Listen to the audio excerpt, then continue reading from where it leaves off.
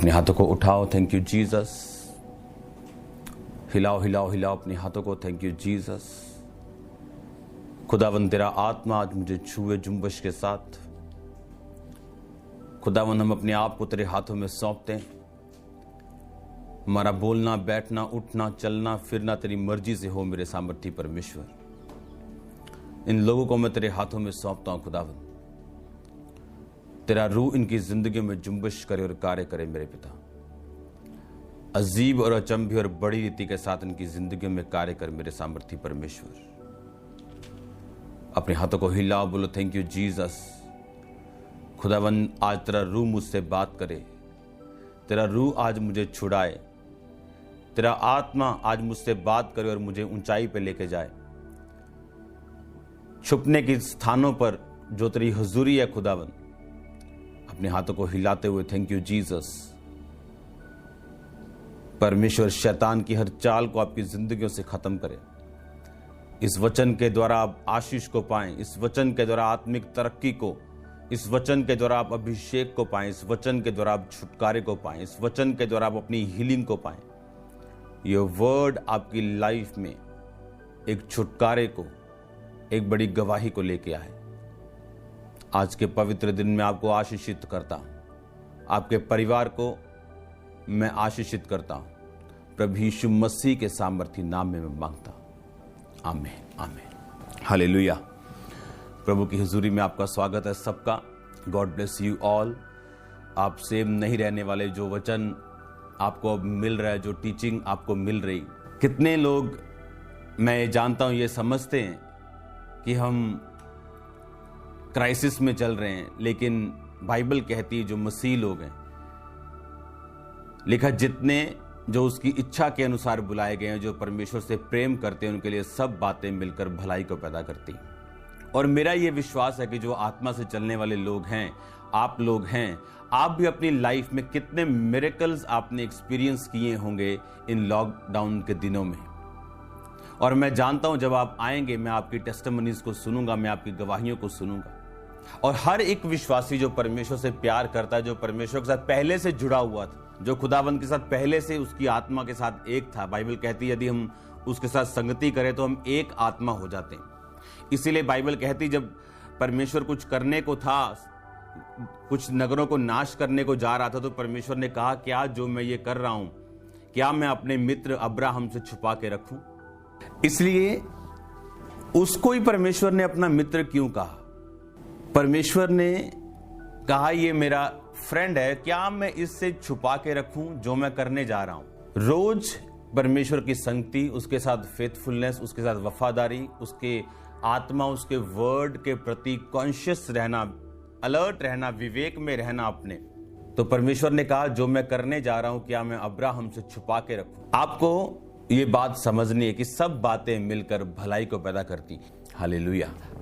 याद रखो, अब हम परमेश्वर के अभिषेक, उसके वचन के बारे में हम सुनने जा रहे हैं। परमेश्वर का अभिषेक क्या कर सकता है? हमने ये सुना कि परमेश्वर का अभिषेक हमें लिनेज से, हमें जो बंधन है, हमारे जो बाप दादाओं से जो चीजें चलती आ रही, जो रीति चलती आ रही, उनसे हमें फ्री करता है।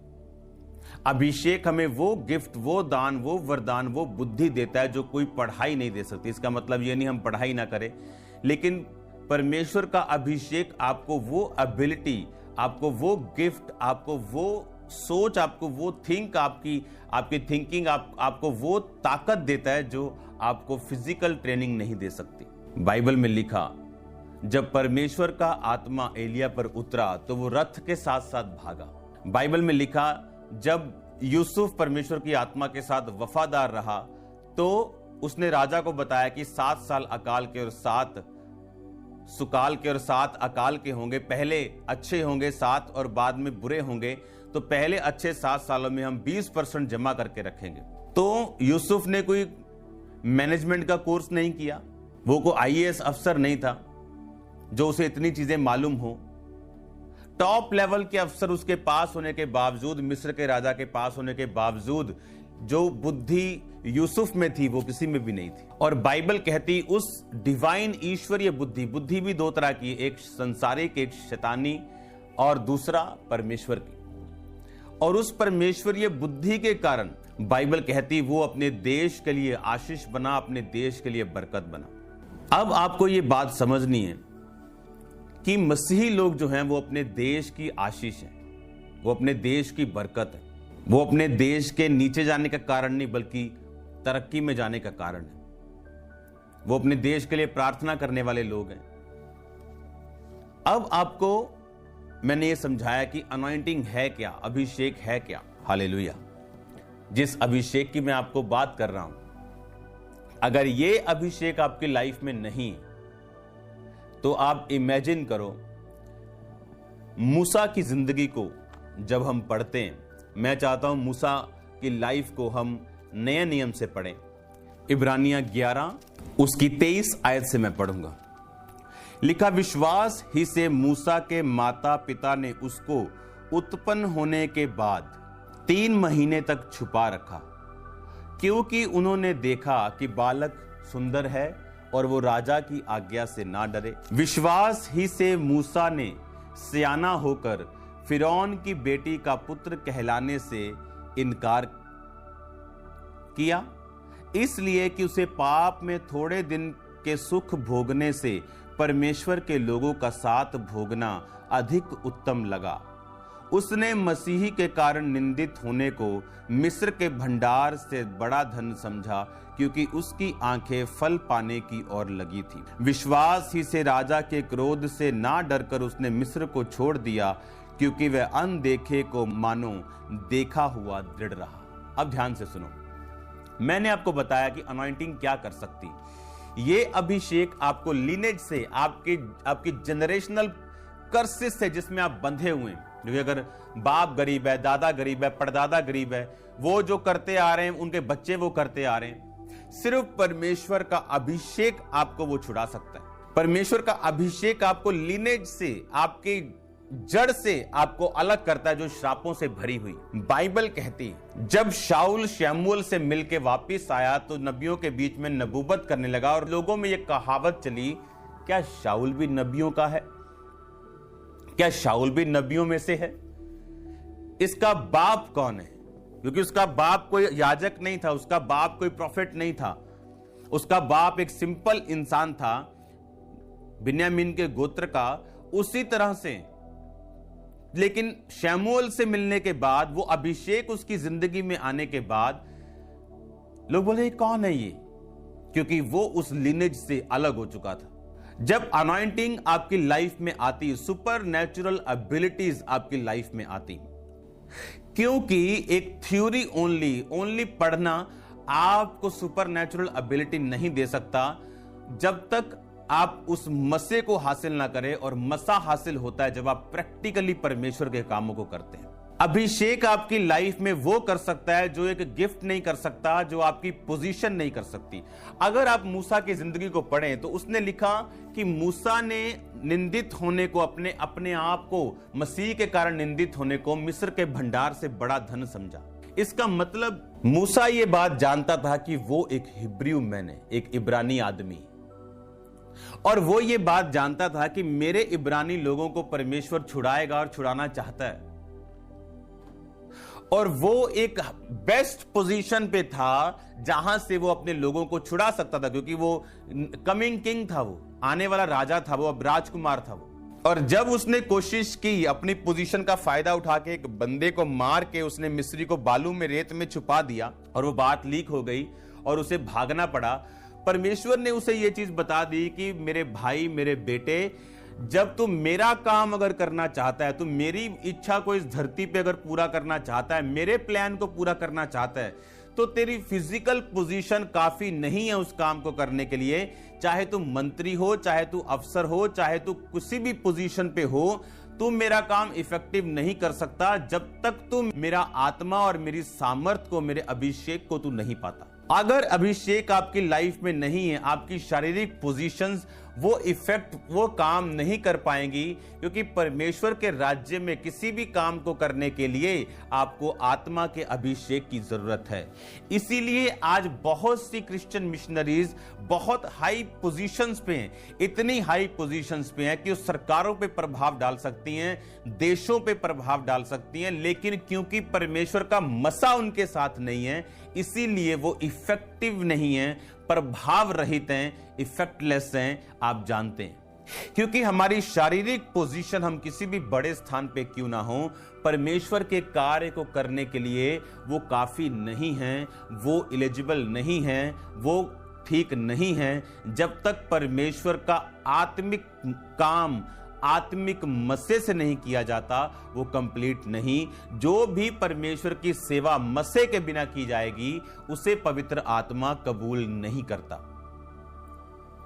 इस मसे को, जिसकी मैं आपसे, जिस अनॉइंटिंग की, जिससे मैं आपसे जिस अनॉइंटिंग की बात कर रहा हूं, इस अनॉइंटिंग को हासिल करने के लिए एक बड़ा मूल्य चुकाना पड़ता है, और वो मूल्य पैसा नहीं, वो मूल्य कुछ और नहीं, वो मूल्य आपकी कंप्लीट लाइफ, आपका पूरा जीवन। ये फ्री मिलता है खुदाबंद से, लेकिन इसका मूल्य बहुत बड़ा है, शायद इस दुनिया में सबसे बड़ा है। उद्धार के मूल्य, उसके बाद अनॉइंटिंग के मूल्य, इसका जो प्राइस है, ये बहुत बड़ा है।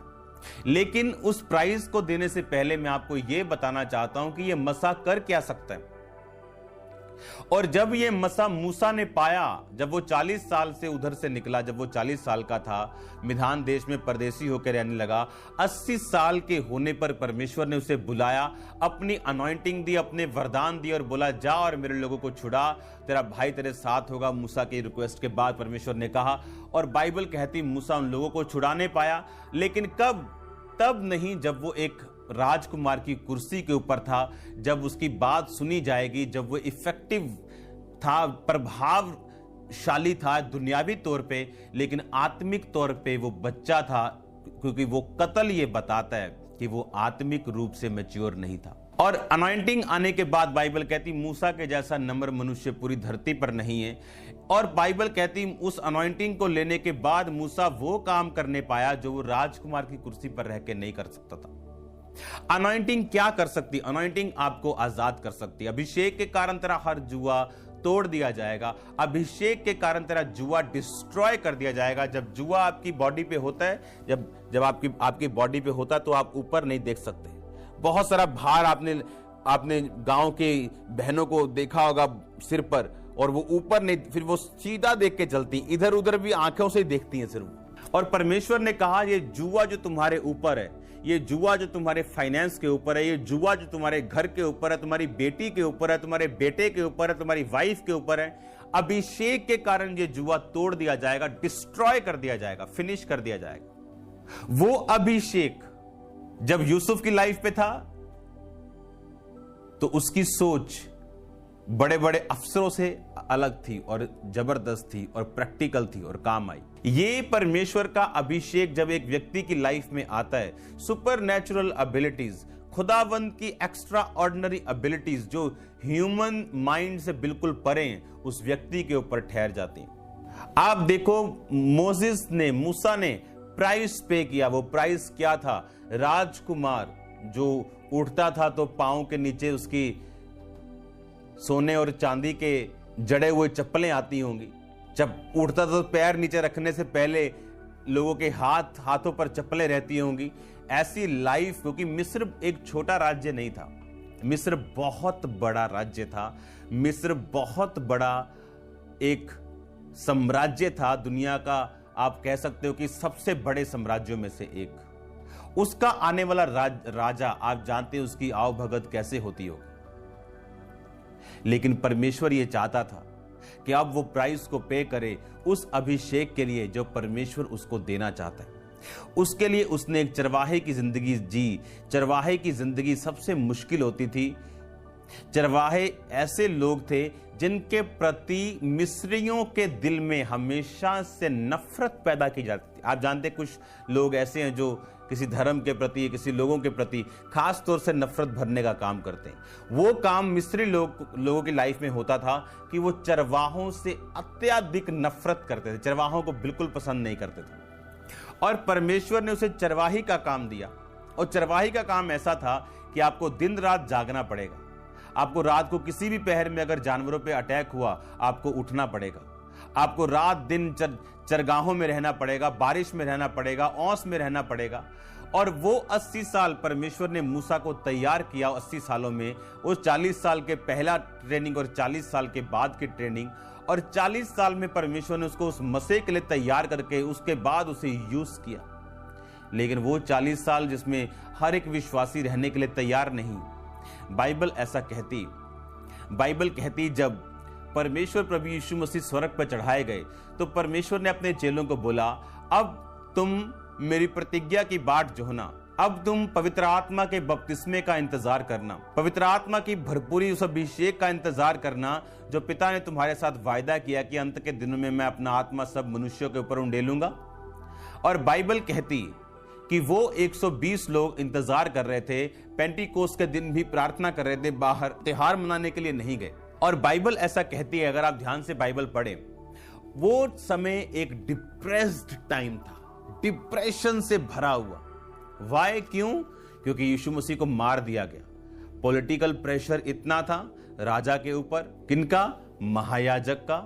वोट बैंक, पॉलिटिकल प्रेशर, यीशु मसीह को मार दिया। अब कुछ लोग राजा के बहुत खिलाफ थे, कुछ लोग महायाजकों के बहुत खिलाफ थे। फूट पूरी बढ़ चुकी थी, पड़ चुकी थी। यीशु मसीह की मुर्दा देह जी उठ चुकी थी। अब उनको समझ नहीं आ रहा था कि यीशु मसीह कहां गए। कोई बोलता था उनकी लाश को चुरा लिया, पर लोग बोलते थे कि ऐसा नहीं हो सकता। वो पत्थर इतना बड़ा था कि उसको हटा नहीं सकता था। उस पत्थर को हटाने के लिए भीड़ आनी चाहिए थी। लेकिन ये बोल रहा है कि एक स्वर्गदूत आया और पत्थर को हटा दिया, एक बंदा उसे हटा नहीं सकता। अब इतनी फूट पड़ चुकी थी महायाजकों में, बड़े अधिकारियों में, राजा में, कि उसकी लाश कहां है, उसकी लाश कहां है। एक ट्रबल, एक डिप्रेशन का टाइम था। और अब क्या होने वाला था आपको मालूम? अब नेक्स्ट बारी जो थी वो चेलों की थी। अब नेक्स्ट खून जिनका होना था वो चेलों का होना था।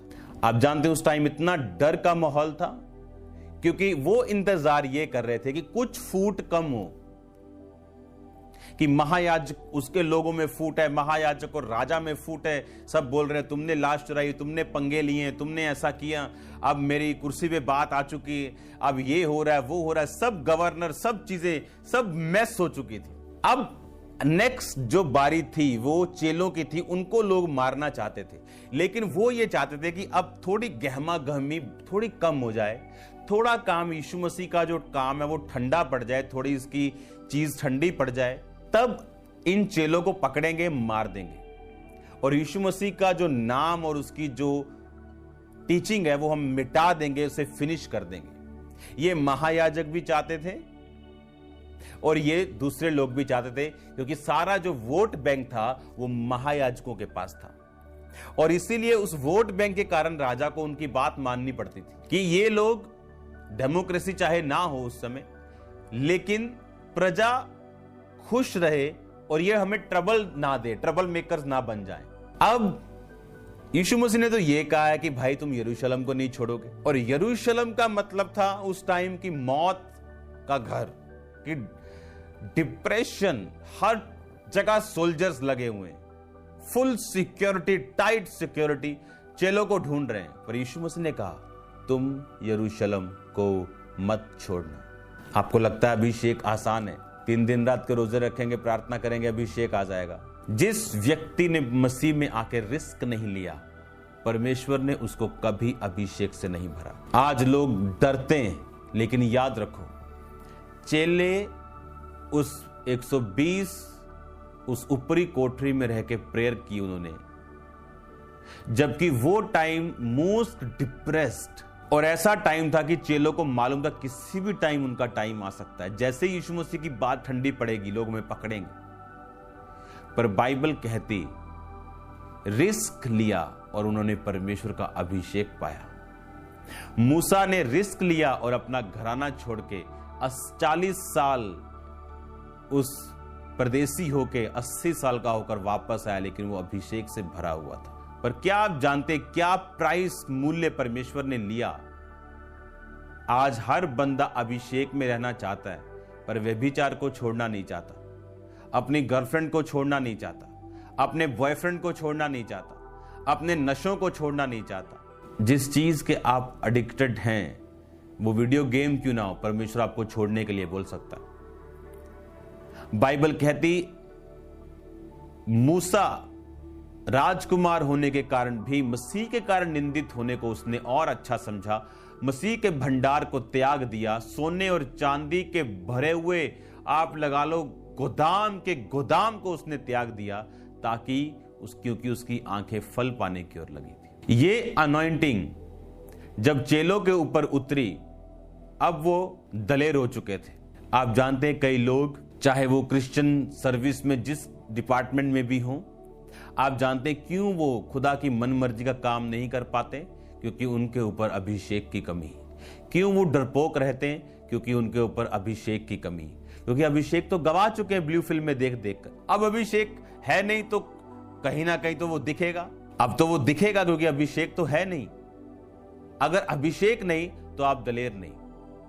अभिषेक जब चेलों पे उतरा तो बाइबल कहती वो बीच में जाके परमेश्वर के घर के, उसके भवन के, मंदिर के, उसके चर्च के प्रीच करने लगे और किसी से नहीं डरे। उनको धमकाया गया कि चुप करो। कहते अब हम चुप नहीं करेंगे। कैसे हो सकता है कि हम मसीह की बात को छोड़कर एक इंसान की बात को सुने? अभिषेक आपको बचाता है, आपको कवर करता है। एक पास्टर परमेश्वर के दास के पास गया, सबमिट हो गया और खुदावंद ने उसे यूज करना शुरू किया, इस्तेमाल करना, बढ़ाना शुरू किया। आगे बढ़ता गया, बढ़ता गया, बढ़ता गया और एक दिन उसका मन फूल गया और उसने उसको छोड़ दिया।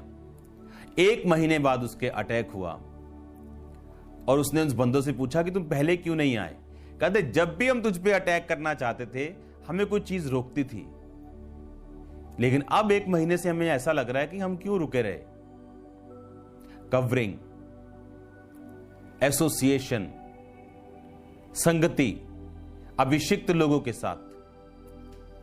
बाइबल कहती जब पतरस और यूहन्ना ने लंगड़ा चलाया तो लोग बोल रहे ये मछुआरा नहीं है। अगर आज आप कोई सामर्थ्य काम को, ये चाय वाला नहीं है, ये तो रिक्शे वाला नहीं है, ये ऑटो वाला नहीं है। पर कैसे इतना बड़ा काम इसने कर दिया? तो लोग बोले अरे रुको, ये प्रभु यीशु मसीह के साथ रहे। एसोसिएशन किन लोगों के साथ है आपकी? क्या आपकी संगति अभिषिक्त लोगों के साथ है? क्या आपकी संगति व्यभिचारियों के साथ है? चोरी करने वालों के साथ है? हालेलुया। प्रेरितों के काम उसकी 3 बाब को जब आप पढ़ते हैं, उसकी 1 आयत से लेके जब आप 10 आयत तक पढ़ते हैं, जिसमें परमेश्वर ने पतरस के द्वारा उस लंगड़े को चंगा किया और लोग हैरान थे कि ये लंगड़ा कैसे चंगा हो गया। तो 40 साल से हम देख रहे हैं, ये तो फेक नहीं हो सकता। और परमेश्वर ने इसे हील किया और इन्होंने प्रार्थना की और पतरस कह रहा है कि उस नाम के ऊपर, जिस नाम के ऊपर हम विश्वास करते हैं, उस नाम ने इसे अच्छा किया। और लोग बोल रहे हैं नहीं, ये परमेश्वर के साथ रहे। एसोसिएशन, आपकी संगति मायने रखती। मैं आपको कुछ वचन दूंगा जो आप पढ़ेंगे। पहला शमूएल उसकी 22 अध्याय उसका 1 आयत। ये वचन मैं थोड़ा सा पढ़ता हूं आपके लिए। दाऊद वहां से चला और बचकर अदुल्लाम की गुफा में पहुंच गया। ये सुनकर उसके भाई वरन उसके पिता का समस्त घराना वहां उसके पास गया और जितने संकट में पड़े थे, जितने ऋणी थे यानी कर्जाई थे, जितने उदास थे, वो सब उसके पास इकट्ठे हुए। वह उनका प्रधान हुआ और कोई 400 पुरुष उसके साथ हो गए। अब ये 400 पुरुष जो साथ हुए, कोई उदास था, कोई कर्जाई था, कोई संकट में था। और अगर आप जब वो दाऊद के साथ हुए तो दूसरा शमूएल यानी समय आप लगा लो कि कम से कम 30-35 साल बाद की बात है ये जो मैं आप पढ़ने जा रहा हूं। दूसरा शमूएल उसका 23 बाब उसकी 8 आयत में लिखा, दाऊद के शूरवीरों के नाम ये हैं, अर्थात तहक मोनी, यशोशबेत जो सरदारों में मुख्य था, वह ऐसनी अदीनो भी कहलाता था जिसने एक ही समय में 800 पुरुष मार डाले। और अगर आप आगे पढ़ते जाएं तो ये सब वो शूरवीर हैं जिन्होंने बड़े बड़े कार्य किए। 800 बंदा अगर भीड़ लगा दे तो आप उंगली भी हिलाने की कोशिश नहीं करेंगे। इनकी आप पूरी हिस्ट्री को पढ़ो। ये वो लोग थे जो कर्जाई थे, ये वो लोग थे जो संकट में थे, ये वो लोग थे जो उदास थे अपनी लाइफ में, बट एसोसिएशन, संगति अभिषिक्त जन की, और लिखा वह उनका प्रधान यानी वो उनका अगुआ हुआ, और परमेश्वर ने उस अगुए के कारण सब कुछ उनका छुड़ाया और उनको शूरवीर बनाया। अब वो पास्टर जिसको परमेश्वर ने ब्लेस किया, फिर उसने अपने अगुए से जाके माफी मांगी कि मैं अपनी तरक्की को, मैं अपनी अनॉइंटिंग को देखकर फूल उठा और भूल गया कि इसका सोर्स क्या था। इसका याद रखो, वो अनॉइंटिंग आपके लिए तभी काम करती है जिस टाइम तक आप उसकी रिस्पेक्ट करते हो। जिस टाइम आप उस अनॉइंटिंग की रिस्पेक्ट करना बंद कर देते हो, ये आपकी लाइफ में काम करना बंद कर देती और परमेश्वर आपसे नाराज होता। ये अनॉइंटिंग बाइबल कहती प्रभु यीशु मसीह के जो ऊपर थी, जब उसकी फैमिली में वो गया तो बाइबल कहती उन्होंने कहा इन्हां दा मुंडा नहीं, इन्हां दा फलाणियां दा मुंडा नहीं। लोग क्या इसकी बहनें हमारे बीच में नहीं रहती? क्या ये यही कारपेंटर का लड़का नहीं है? बाइबल कहती यीशु मसीह को आश्चर्य हुआ और वो बड़े कार्य उनके बीच में ना कर सका। और जहां उसकी अनॉइंटिंग की कद्र हुई कि मैं उसके पलड़ू को ही छू लूंगी तो चंगी हो जाऊंगी, वहां यीशु मसीह का कपड़ा भी बड़ी बीमारियों को हील कर रहा था। Because anointing can see. मसा जानता है कहां उसकी इज्जत हो रही और वो वही कार्य करता है। मैंने लोगों को ब्लेस होते, उसके बाद नीचे आते, उसके बाद और नीचे आते और पाप में जाते, यहां तक अपना उद्धार गवाते देखा है जब उन्होंने इस अनॉइंटिंग की कदर नहीं की। क्योंकि ये अभिषेक जब आपकी लाइफ में काम करता है, आपको लगता है कि सब कुछ मेरी बुद्धि की वजह से हो रहा है, और जब ये कट आउट होता है आपको मालूम होता है कि नहीं, कुछ डिस्कनेक्ट हुआ है मेरी लाइफ में। और बाइबल कहती ये लोग राजा बन चुके थे। राजा के साथ मतलब छोटे राजा आप बोल लो या इनको बोलो कि स्ट्रॉन्ग एक मैन ऑफ गॉड बन चुके थे, स्ट्रॉन्ग वॉरियर, एक शूरवीर बन चुके थे इस अनॉइंटिंग की वजह से। और लिखा दाऊद उनका अगुआ, उनका बाप था, और बाइबल कहती वो उसकी अगुवाई से चलते थे। और दाऊद को अभिषेक का मालूम था। वो जानता था शाऊल का कत्ल नहीं करना, चाहे ये खुदावंद की आत्मा से बाहर है, लेकिन एक दिन ये खुदा का अभिषिक्त था। आप जानते अनॉइंटिंग के विषय में जो कॉन्शियस रहते हैं वही इस अनॉइंटिंग को हासिल करते हैं। मैंने आपको एक एग्जांपल दी थी कि अभिषेक, आप जब चर्च में गए आपने प्रेयर की, हाँ आप चर्च में गए आपने प्रेयर की, आपके मैन ऑफ गॉड के साथ आप मिले, आप प्रार्थना में बैठे, होली स्पिरिट ने आपको छुआ, आपने वर्ड पढ़ा, उससे भी मसा मिलता है। आप जब इस अनॉइंटिंग को आपने लिया, हाँ, और अगर अभी मैं हाथ धो लूं जाके तो ये कहां जाएगा? क्योंकि मैंने इसको सेफ नहीं किया, मैंने इसको सुरक्षित नहीं किया, मैंने इसे संभाला नहीं। यहां से मीटिंग अटेंड की, नीचे खड़े दोस्त ने आवाज मारनी, आ चलिए, और हम कहां पे हैं? किसी पार्टी में खड़े हैं। अभिषेक खत्म हो गया। वो कॉन्शियस नहीं कि जो ये बातें लोग कर रहे हैं, क्या मेरा इनके साथ बैठना बनता है? क्या इन ठट्ठों के साथ मेरा कोई लेना देना है? क्या इन जो बातें यहां चल रही हैं, क्या ये परमेश्वर के वचन के साथ मेल खाती? क्योंकि आज लोग प्राइस पे नहीं करना चाहते, वो दुनिया में भी रहना चाहते हैं, वो दुनिया के मजे भी लेना चाहते हैं और खुदाबंद में भी रहना चाहते हैं। ये पॉसिबल नहीं, फिजिकली पॉसिबल है। आप बाइबल भी पढ़ते जाओगे, चर्च भी जाओगे, प्रेयर भी करोगे, हो सकता है हीलिंग भी हो जाए, लेकिन आपको परमेश्वर का अभिषेक कभी नहीं मिलेगा। हीलिंग मिल सकती है, डिलीवरेंस मिल सकती है, आशीष मिल सकती है, क्योंकि ये पॉसिबल है। बाइबल कहती है वो अधर्मियों पर भी दया कर देता है। पर कहीं बाइबल में यह नहीं लिखा होगा वो अधर्मियों को भी अभिषेक देता है अपना। उस अभिषेक को हासिल करने के लिए आपको सेपरेट लाइफ जीनी पड़ेगी, क्योंकि जो काम, जो परमेश्वर का बुलाहट, जो खुदावंद सोच के बैठा है आपकी लाइफ में, वो बिना अभिषेक के करना पॉसिबल नहीं। और अभिषेक के लिए आपको अलग तय में रहना पड़ेगा। जो लोग बोलते हैं हमें किसी एसोसिएशन की जरूरत नहीं, घर बैठ के यीशु मसीह का नाम लो, वो सबसे झूठे हैं। विदाउट एसोसिएशन कहीं बाइबल में मसा नहीं आया। शाऊल कलीसिया के साथ था, बाइबल कहती जब तक उसे पवित्र आत्मा के द्वारा हाथ रख के अलग नहीं किया गया। चेले परमेश्वर के साथ थे, बाइबल कहती। तिमुथियुस पौलुस के साथ था, बाइबल कहती। शमूएल से मिलने के बाद शाऊल नबूवत करने लगा और लोग बोले इसका बाप कौन है, क्या शाऊल भी नबियों का है? बहुत से लोगों के बस की बात नहीं है इस मसीह में रहना, ये अनॉइंटिंग में रहना, ये बस की बात नहीं। एक इब्रियू शब्द हम फिर से पढ़ेंगे, 4886 वाला। मैं आपको बता दूं मसा है क्या। मसा यानी हिब्रियू में है मशा। मशा मतलब to anoint, to rub with oil, also to paint. क्या आपने अपने घर में एक ही बार पेंट किया जब बनाया था, कि थोड़े थोड़े सालों या महीनों बाद आप फिर से करते? वो पेंट गंदा हो जाता है, वो पेंट पोल्यूट हो जाता है, वो पेंट उसकी ताकत कम हो जाती, वो फूल जाता है, झड़ जाता है, पावरलेस हो जाता है, कलरलेस हो जाता है, आप फिर करते हो। वैसे ही मसा है। आप एक बार आपने खुदावंद का अभिषेक लिया, हां, आपने मला, अब इसे संभाल के रखना है, इस पे गंदी चीजों को पढ़ने नहीं देना। और वहां आपका टेस्ट होगा। अगर उस टेस्ट को आपने पास कर लिया, आप अगले अभिषेक के लिए तैयार हो। और जैसे जैसे रोज आप अपने आप को फिल करते जाओगे, आप अनॉइंटिंग में ग्रो होते जाओगे। और जैसे जैसे आप अनॉइंटिंग में ग्रो होते जाओगे, आप उस लेवल में ग्रो होते जाएंगे, उस ताकत में ग्रो होते जाएंगे जो परमेश्वर ने आपके लिए सोची। Hallelujah.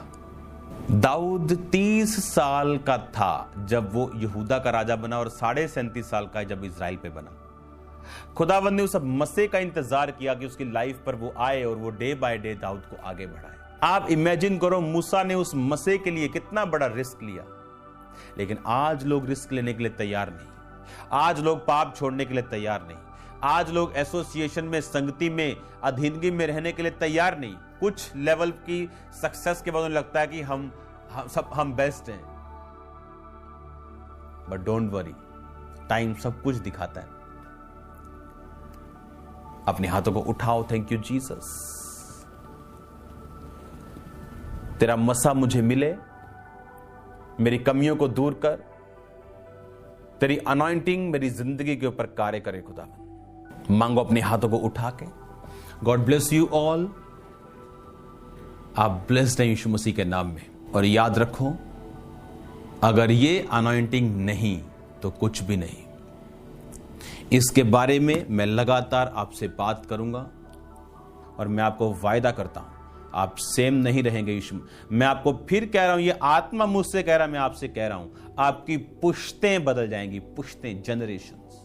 God bless you all. मैं आपसे फिर मिलूंगा खुदावंद की हुजूरी में। सबको जय मसीह की। परमेश्वर के वचनों को सुनने के लिए हमारे चैनल को सब्सक्राइब कीजिए और हमारी लेटेस्ट वीडियो सबसे पहले देखने के लिए बेल आइकन को प्रेस कीजिए।